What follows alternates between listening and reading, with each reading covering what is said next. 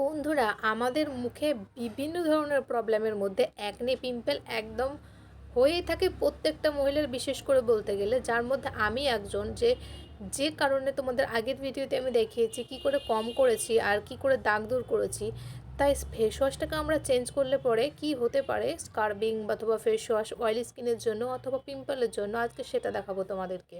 সুন্দর একটা টান টান ত্বক হবে এবং ঝকঝকে চকচকে ত্বক হবে। যেখানে বন্ধুরা রাধে রাধে, এসেছি একটা নতুন ভিডিও নিয়ে। তোমাদের মুখে ট্যান পড়ে গেলে তোমরা তো স্কার ফেস ওয়াশ ইউজ করোই, তো আজকে বাড়িতেই বানিয়ে নেবে স্কার। তোমরা তো আমার ভিডিও হয়তো আগেও দেখেছো, তোমরা দেখেছো ফেস ওয়াশ স্কার কি করে বানানো যায়। তো আজকে খুবই দুটো জিনিস দিয়ে তোমরা স্কার বানিয়ে নিতে। চলো বেশি দেরি করবো না, দেখে নাও আজকের প্রসেসটা কি কি হতে পারে। তাই আমরা আজকে বানিয়ে নেব যে পিম্পল থাকলে আমাদেরকে কোন ফেস ওয়াশটা ইউজ করা উচিত। একটা জেল বেস ফেস ওয়াশ তো লাগবে, তার সাথে তোমরা কি করবে বলো তো, ফেস ওয়াশটা যা থাকবে নিয়ে নেবে, অথবা তোমরা চাইলে শ্যাম্পু ইউজ করতে পারো ওই জায়গায়। আমি তো বিশেষ করে বলবো যে শ্যাম্পুর জায়গায় তোমরা ফেস ওয়াশ ইউজ করো।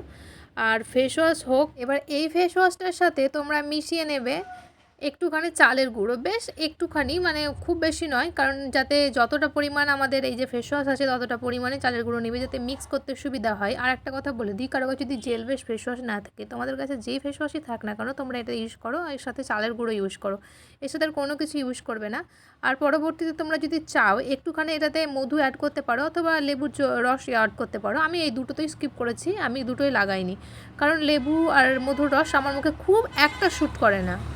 এবার তোমাদের মুখে হয়তো শ্যুট করতে পারো, যাদের মুখে একদম ভালোভাবে প্রপারলি শ্যুট করে, কোনো ইচিং হয় না, চুল করে না, তারা কিন্তু ইউজ করতে পারো, লাগালে খুব ভালো হয়। এর মুখটা আমরা ক্লিন। বন্ধুরা আমার মুখে যে এত একনে এত পিম্পল, হয়তো তোমরা এখনো কিছু দাগ দেখতে পাবে, কিন্তু এগুলোকে ঠিক করার পেছনে যে জিনিসগুলো আমি এখন করছি সেইগুলোই। তো তোমাদের যদি এরকম প্রবলেম হয়ে থাকে তো তোমরা সেই জিনিসগুলো করে নাও। তো তোমরা দেখে নিলে কি করে বানাতে হয়, চলো এটাকে ইউজ করবো এবার। প্রথম কাজ হবে আমাদের মুখটাকে ধুয়ে আসা অথবা টিস্যু পেপার দিয়ে মুখটাকে ধুয়ে নেওয়া। আর যেহেতু এটা চালের গুঁড়ো আছে তাই খুব তাড়াতাড়ি শুষে নেবে, তাই তোমরা পরে একটু জল দিয়ে ভালো করে গুলে নেবে, মানে সামান্য একটু জল, যাতে মুখে ঘষতে অথবা যে মাসাজ করবে সেই জিনিসটা যাতে সার্কুলার মোশনে খুব ভালোভাবে হয়, তার জন্য একটু জল অ্যাড করতেই হবে হয়তো। আর আমি খুব ভালোভাবে চারিপাশে মুখটাকে আগে হাতে করে অ্যাপ্লাই করে নেবে এক হাতে, আর ভালোভাবে লাগাবো। যেখানে যেখানে প্রবলেম আছে সেগুলো তো বিশেষ করে লাগাবো, আর যেখানে একনে আছে সেখানে একটু হালকা হাতে করবে, কারণ যার বেশি পরিমাণে একনে আছে তার একটু প্রবলেম হবে। আমার হয়তো ভালো হয়ে গেছে তাই আমি একটু স্পিডে করছিলাম।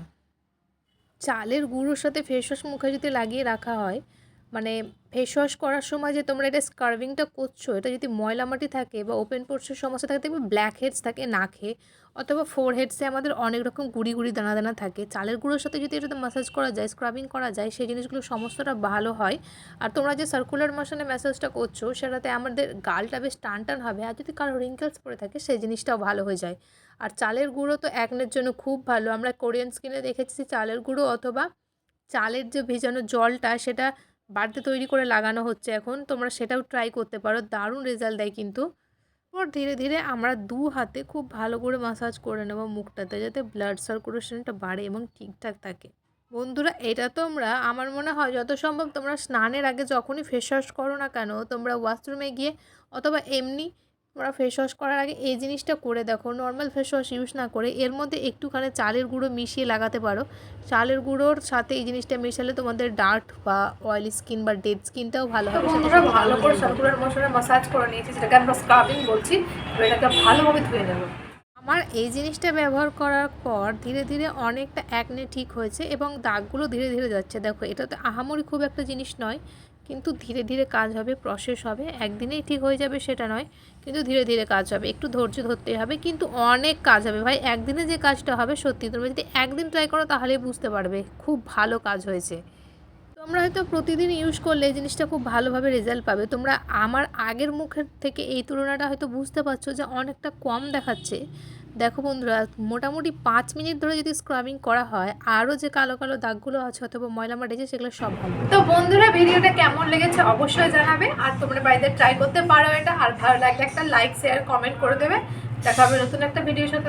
ভালো থাকবে, সুস্থ থাকবে, বাই।